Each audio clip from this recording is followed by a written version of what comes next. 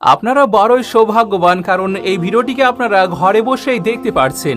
এই ভিডিওটি সৌদি আরবের তৈরি একটি ভিডিও, যা মক্কা মুকাররমা ও মদিনা মোনাওয়ারার জিয়ারতকারীদেরকে দেখানো হয়। আর এই ভিডিওটি দেখার জন্য নিয়ম করে টিকিট কাটতে হয়, নির্দিষ্ট সময় নিতে হয় এবং তখন ওই ভিডিওটি দেখানো হয়।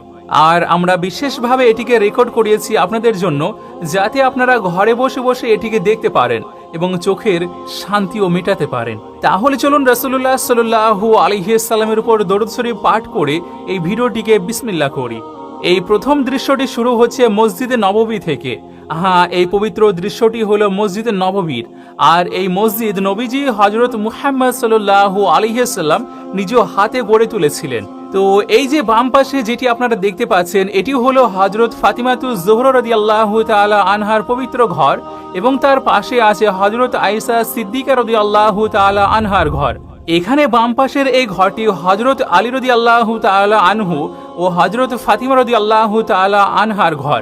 আর এই দুই ঘরের মাঝখানে কিছুটা জায়গা খালি আছে, আর সেখান থেকে একটি ছোট্ট গলি বেরিয়ে আছে।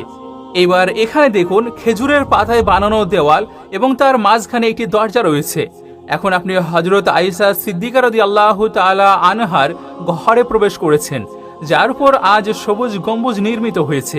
সেই জন্য আমরা সকলে একবার একসঙ্গে পড়ে নিই বিসমিল্লাহির রহমানির রহিম এবং আসসালামু আলাইকা ইয়া রাসূলুল্লাহ সাল্লাল্লাহু আলাইহি ওয়াসাল্লাম। আমরা কিন্তু আপনাদেরকে ভার্চুয়ালি এই পবিত্র স্থানগুলো দেখাচ্ছি। এখন এই বাম পাশে রয়েছে নবী পাক সাল্লাল্লাহু আলাইহি ওয়াসাল্লামের পবিত্র কক্ষ মোবারক, আর ডান পাশে রয়েছে মসজিদে নববী। এবং মসজিদে নববীর যে দরজাটি নবীজি সাল্লাল্লাহু আলাইহি ওয়াসাল্লামের কক্ষের সঙ্গে সংযুক্ত ছিল, সেই দরজা দিয়েই আপনি সাল্লাল্লাহু আলাইহি ওয়াসাল্লাম মসজিদে নববীতে প্রবেশ করতেন। আর এই দরজাটি আজও বিদ্যমান আছে।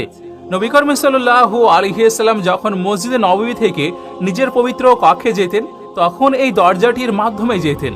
মানে এই পথ দিয়েই আপনি সাল্লাল্লাহু আলাইহি ওয়াসাল্লাম হুজরা মুবারকে প্রবেশ করতেন।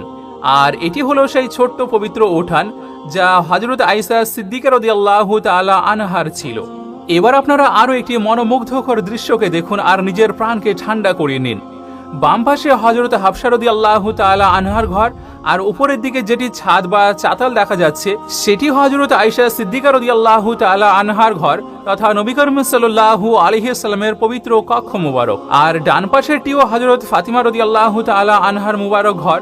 তো এই দৃশ্যটিকে মনোযোগ সহকারে দেখুন আর সেই সঙ্গে সঙ্গে চোখ ও মনে গেঁথে নিন।